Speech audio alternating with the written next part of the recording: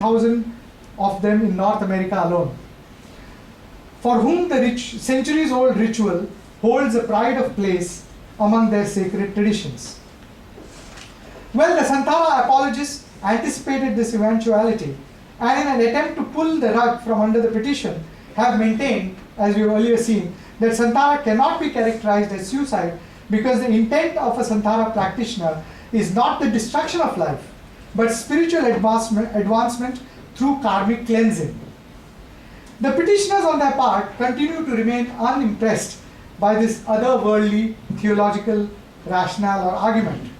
They are convinced that Santhara is at best suicide simpliciter, masquerading as religious practice, wrapped in the dubious mantle of hoary tradition, and that at its worst, Santhara could well be nothing short of ritualized murder, devised to rid the family of the economic burden of taking care of its aged and its so-called unproductive members.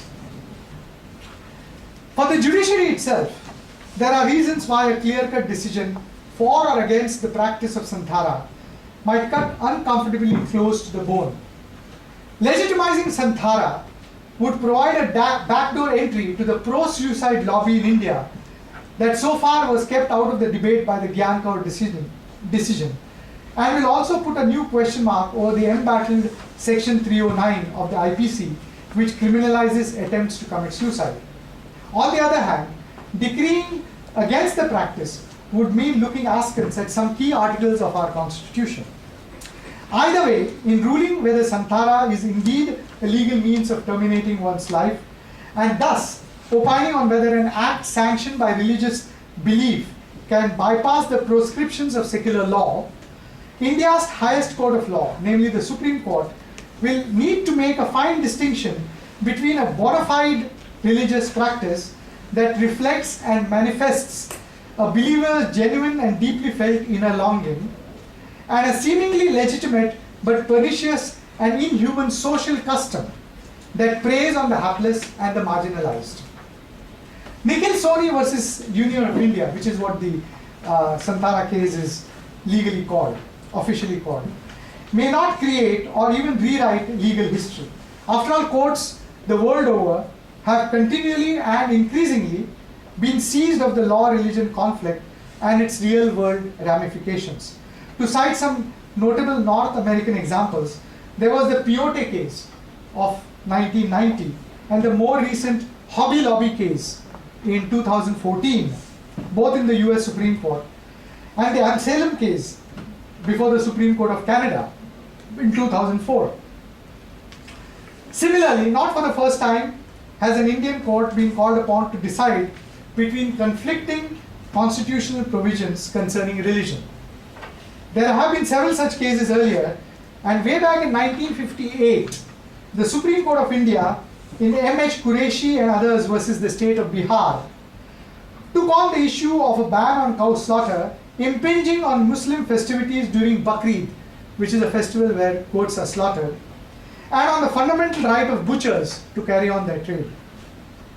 But there is little doubt in my mind that the Santhara case will at the very least become a significant footnote in the annals of the law-religion conflict in India's history. Compared to the earlier cases, the issue of Santhara is decidedly more sensitive and its consequences are far more profound. Quite simply because it involves the extinguishment of a human life. Thank you.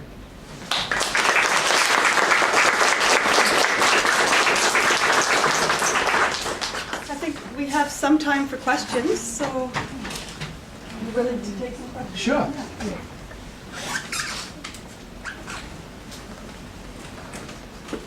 From you as well. You don't get me started. Christine? Thank you very much for a fascinating presentation. Thank you. So a couple of the cases you mentioned in your presentation were women, a young woman and an older woman. Could you elaborate a little bit on the gendered aspect of the practice of Santhara? Well, it has been seen, at least that's been my perception, not based on any scientific statistical survey, that women tend to outnumber men in the practice. I really couldn't pinpoint on that. But yeah, I mean, yeah, largely it's women also fast a lot in Hinduism and Jainism, though they may not always reach the stage of Santhara. But even some of their in some of their regular fasts, women tend to be generally more inclined towards fasting than men are. The point about gender discrimination comes also from the fact that according to the petitioners, a large number of the cases of Santhara cases are women, older women, and elderly widows who do not have a financial system of support and who are therefore left at the mercy of relatives who look upon them as probably as being kind of unproductive, economically unproductive, and therefore to be dispensed with. That's the actual motivation, I think, for the petition. But they couldn't put forth this point before the court because the court would have simply said it's a police issue, go and complain to the police. It did not become a legal issue, this kind of gender discrimination and the coerced Santhara. Also because for an issue to become a legal issue, in front of a judicial tribunal, there has to be one party which states something and the other party which contradicts it or denies it. In this case, both the petitioners as well as the people defending Santhara were saying that coerced Santhara should be prohibited and people who cause it should be prosecuted. So there was no real legal issue there. So the legal issue became, is there a right to life in our laws, in our constitution? And what kind of, this is fascinating because let me tell you how it all started for me. I'm a professor of constitutional law. It's a kind of law that I really like to teach. And unfortunately, a lot of law students in India, and I don't know what the situation is here in North America, but they dread constitutional law because they think it's very abstract and theoretical and has no real connect with our everyday life. And so in order to dispel this notion and drive out this misapprehension about constitutional law, out of the 5 or 6 days we had in the week, I would devote one day entirely to discussing some issue which did not on the face of it look like a constitutional issue, but by the end of the class we had kind of gone back and forth and decided that undergirding that issue was a constitutional provision. And so when I brought Santhara to class, the Santhara case to class, we realized not just that it's a constitutional law problem, but it's a very interesting and a very rare kind of occurrence where both parties are not only invoking the same law. Usually, when two parties come before the court, there is one party invoking law ABC, the other invoking law PQR. But in this case, both parties were not only invoking the same law, the same statute, the same article, even the same phrase, right to life. And the only kind of discrepancy was was hinging on the interpretation of right to life. And so I thought that was fascinating, which is why I took up the issue and I researched it for about 3 years and then made a film on it, which in a sense has brought me here. I'd just like to jump in ever so quickly because I think that gender optic, it may not be the right one with the chain. I think it's an open question. Certainly I've been doing research within this topic of Santhara for hundreds of years. It feels like I've been interested in it for over a decade. There are certainly more women fast within Jainism and Hinduism as well. It's a religious practice, but I've not seen more women taking the vow of Santhara than men.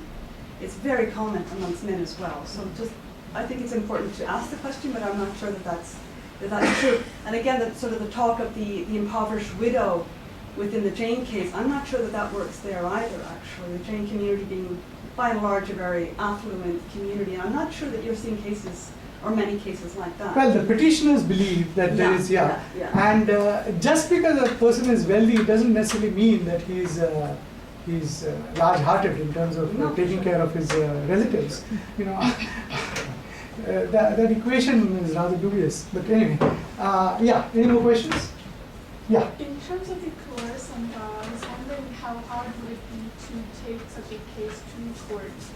Firstly, because it's almost like a commitment that you have with the monk, and coming off of that commitment, it's almost like getting ostracized from society to come out of it. So would it be hard? Commitment with the monk. So Sorry? is there a consultation with the monk first before you go for something? Well, my research tells me, and Anne's may tell us otherwise, is that there are two kinds of suicide, santharas, where in one case there is the Jain adherent of the Jain religion actually puts forth a formal application to the Jain religious authorities, and they screen the application. They first want to know whether, being an affluent business community, whether you're trying to go away in a blaze of glory, leaving behind a lot of debts. They also want to make sure that you're not leaving behind dependents who would be, destituted by your santhara. And thirdly, they want to know whether you have the spiritual, the emotional, the psychological wherewithal to withstand this very arduous practice. Once that approval is given, and that approval is given, I'm told, only in 2% of the cases, then the religious authorities take over, in the sense that they come and monitor the whole santhara. They take care of the person undergoing santhara, and family is by and large on the periphery after that. There remain quite a few of the other santharas. Now, none of these santharas would be coerced, because it's the person who himself or herself who is, in a sense, applied to, commit santhara or to undertake santhara. In the other cases which are coerced, now these are not cases that have come to light really, because even the petitioners have not been able to point to a single case of a police complaint being filed or any such kind of measures being taken against coercive santharas. This is something that the petitioners are saying happens, but we cannot bring it to light, because the police in the first case are very reluctant to take up a case of santhara, because the police in India are if it's a political protester, they will immediately go pounce on that protester and take him or her to a state-run hospital and have him or her force-fed. But in the case of religion, my experience has been, and the experience of the petitioners, that the police have a kind of a hands-off attitude. And so it would be difficult firstly to register a case and then to investigate the case to establish that it was coerced. So that is the problem that the petitioners apparently are facing. So the forced santhara issue really is not part of the secular religious question here. The secular religious question is confined to whether santhara can be considered suicide under the lens or through the lens of the Indian Penal Code. So following up on that, does the Indian Constitution not have the fundamental right to freedom of religion? And Yes, it does. If it doesn't, how do the courts balance that right of freedom of religion with the right against attempted suicide? That's the entire issue. Yeah. The courts are faced with this issue of balancing these two rights: the right of religion, the right to practice religion, and the right, to life. I mean, interestingly, if you see the Indian Constitution, this particular article is headlined "Protection of Life and Personal Liberty." The Gyankaur case, though it is not really a case of religious practice, but it's a case of abetment to commit suicide or mercy killing, mentions this very clearly. And I think I've said this in my presentation, that protection of life can never be seen as extinguishment of life. Sonia, Yeah. there's a Sonia Sika, she's in the back. Yeah, Sonia, you've had your hand up for a while. So much of the analysis that you gave and that you described frames these issues in terms of a conflict between secular law on the one hand and religious liberty on the other. But at the same time, part of your analysis, you talked about the history of the Indian Constitution, and there, what you suggested was that, well, some of these constitutional principles, they are also rooted in, a Christian worldview, right? Yes. A Christian Yes. anthropology. Yes.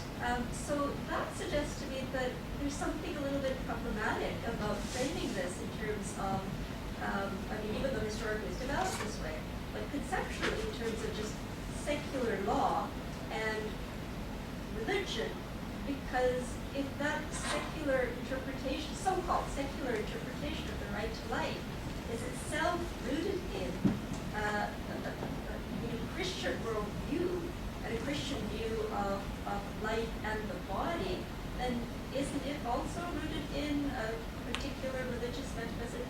It is, and there are two things we are looking at here. One is Section 309 of the Indian Penal Code, which was drafted by the British, specifically by Lord Macaulay, as I told you. The Indian Constitution, on the other hand, does not talk of suicide. It talks of the protection of the right to life. And that was drafted by Indians. And it happened on the cusp of India's independence and came into force in 1950. You're right, 100% in suggesting that there is a problem. And it's very difficult to frame these issues without having some kind of a loophole sticking out or presenting itself. And therefore, I think the real way to go, in a sense, is to review both. On the one hand, to review our laws and see how congruent they are with our culture. And on the other hand, to also review practices to make sure that they are not simply practices that are being imposed on people by religious heads in order to assert their authority. So this is a real problem. This is the real issue, actually, that we have inherited these laws. We need to review them. There is a movement against Section 309. Several lawyers have petitioned to the president saying that we should do something about 309. But that was not on any religious ground, but that was on the ground that it's a kind of double jeopardy. A person trying to commit suicide is, to begin with, very depressed and distressed. And if that person fails in that attempt to kill himself or herself, the state comes in and punishes him. So this is seen as being, kind of not very human. And so the motivation behind the campaign against 309 is not religious, but it is humanitarian. Yeah. I guess I just have a question about how the Indian Supreme Court kind of handles cases of Santhara, I guess, that are brought to them. Is it just kind of taken on a case-by-case analysis? Is it generally is it generally punishable, or is it generally accepted? Just because I see that there's a conflict right now between them where they're like, how do we handle this? How do they currently handle it? How is it seen? Well, the Supreme Court as yet has not started hearing the Santhara case. From the docket that I've seen, it will be at least about 3 to 4 years since the case comes up. Unless, of course, they decide that because it's public interest litigation and a very controversial issue, if they want to, if it can jump the line and come ahead, I don't know. But we still don't have an idea, which is why we are all looking at ways and means by which the Supreme Court can view this case. But as of now, there isn't really a foolproof kind of a formula which the Supreme Court can adopt. And therefore, well, it makes it interesting because you can't really have a set formula for this, but you can actually have a sort of a rather broad template where you look at the different parameters of how a state can or should intervene in religious practice. And that is, I think, what ultimately the Supreme Court will have to decide. So I think we have time for one final question, and then for those of you who want to stick around, we can continue the conversation for a little bit over sweets and drinks and so on. Does anybody have a final question?